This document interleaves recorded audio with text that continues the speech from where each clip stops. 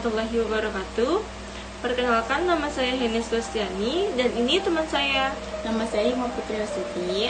Kami berdua dari Prodi Akuntansi Universitas Muhammadiyah Tangerang.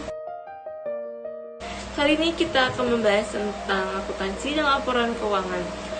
Tujuan akuntansi secara keseluruhan adalah memberikan informasi yang dapat digunakan dalam pengambilan keputusan. Menurut Establishment of Basic Accounting Theory pada tahun 1966, akuntansi didefinisikan sebagai proses mengidentifikasi, mengukur, dan menyampaikan informasi ekonomi bagi para penggunanya dalam mempertimbangkan berbagai alternatif yang ada dan membuat kesimpulan.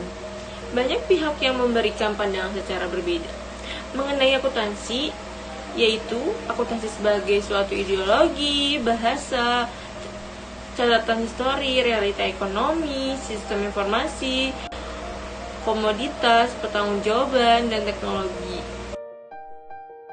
Laporan keuangan adalah hasil dari proses akuntansi yang dapat digunakan sebagai alat untuk mengkomunikasikan data keuangan atau aktivitas perusahaan kepada pihak-pihak yang berkepentingan.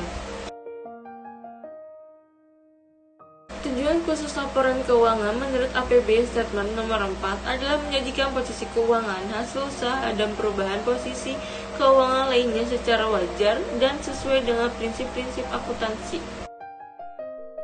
Tujuan umum laporan keuangan menurut APB Statement nomor 4 adalah yang pertama, memberikan informasi yang terpercaya tentang sumber daya ekonomi dan kewajiban perusahaan.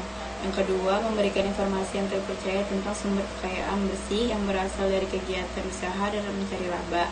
Yang ketiga, memungkinkan untuk menaksir potensi perusahaan dalam menghasilkan laba. Yang keempat, memberikan informasi yang diperlukan lainnya tentang perubahan aktiva dan kewajiban. Dan yang kelima, mengungkapkan informasi relevan lainnya yang dibutuhkan para pemakai laporan. Adapun para pengguna informasi akuntansi seperti yang telah disebutkan di atas, secara umum, akuntansi dapat didefinisikan sebagai sebuah sistem informasi yang memberikan para pengguna informasi akuntansi ini dikelompokkan ke dalam dua kategori, yaitu pemakaian internal dan pemakai eksternal. Ada 4 organisasi yang memiliki pengaruh besar dalam pengembangan standar akuntansi keuangan di Amerika, yaitu yang pertama, Securities and Exchange Commission, yang kedua, American Institute of Certificate Public Accountant, yang ketiga, Financial Accounting Standard Board, yang keempat, Governmental Accounting Standard Board. Di Amerika, standar ini dinamakan sebagai prinsip-prinsip akuntansi yang berlaku umum. Standar ini diperlukan sebagai patokan dalam penyusunan laporan keuangan yang baku. Dengan adanya standar ini, pihak manajemen selaku pengelola dana dan aktivitas perusahaan dapat mencatat, mengiktisarkan, dan melaporkan seluruh hasil kegiatan operasional maupun finansial perusahaan secara baku atau yang secara standar diterima umum dan transparan. Saat ini ada 2 standar akuntansi keuangan yang diterima untuk digunakan secara internasional, yaitu GAAP Amerika seperti yang telah dibahas di atas, dan standar pelaporan keuangan internasional International Financial Reporting Standard IFS. IFS ini diterbitkan oleh IASB yang berdiri tahun 1973.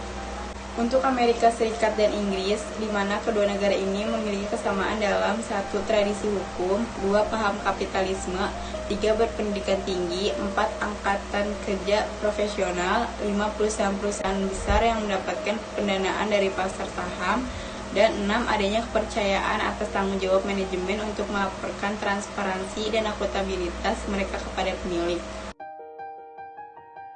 Adapun implementasi standar akuntansi di negara Eropa, contohnya negara Jerman berada di bawah hukum pajak. Persyaratan hukum yang mempengaruhi akuntansi dan pelaporan keuangan di Jerman memiliki supremasi mutlak. Sekian penjelasan singkat kami tentang pelaporan keuangan dan standar akuntansi. Kurang lebihnya mohon maaf. Wabillahi taufiq wal hidayah. Wassalamualaikum warahmatullahi wabarakatuh. See you in the next video.